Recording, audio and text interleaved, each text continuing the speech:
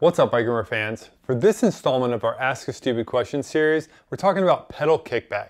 Pedal kickback is when, on a full suspension bike, when the rear suspension is compressing, the cassette wants to pull the chain back and therefore rotate the chainring backwards and force your pedals up. And when it happens quickly, it feels like a little bit of a kick, and therefore the name kickback.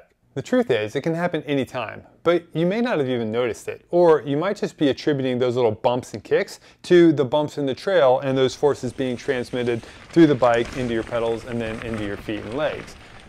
It can happen anytime there's tension on the chain. So if you're hammering along on the flats, or you're powering up a climb, or hovering with the pedals level like this as you're cruising down the descent, all of those can induce pedal feedback, pedal kickback, as soon as the suspension wants to compress. Here's why this happens. So on a full suspension bike, as the suspension compresses, you get chain growth. And what that means is the distance between the center of the bottom bracket and the center of the rear axle is getting longer.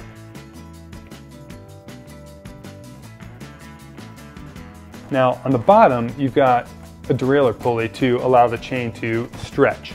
The top doesn't have that luxury. The chain is trapped between the cogs and the chain ring. And so when you hit that bump and it compresses, the tire is gripping into the ground, which is effectively trying to rotate the back tire backwards slightly, and something has to give because it's locked that cassette into place.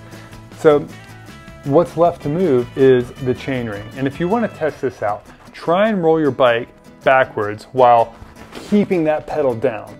You can't do it. Like when you roll your bike backwards, which is effectively what's happening when you hit a bump and the suspension compresses, even though it's just ever so slightly, and albeit a very small amount, and even though that wheel is rolling forward, that's still what's happening.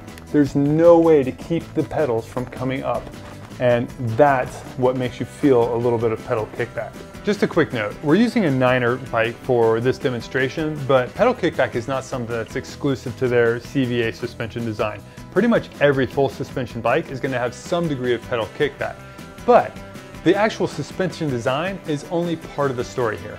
Which gear you're in can also affect the amount of chain growth. When you're in a smaller cog, it'll be less.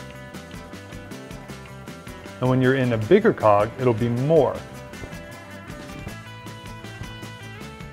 Fortunately, when you're descending and hitting bigger bumps, you're usually in a smaller cog. It's also affected by how quickly your rear hub engages. Unfortunately, those really high engagement hubs that we love will have a more dramatic kickback. And that's because there's less free rotation before the free hub body engages and starts to pull on the chain.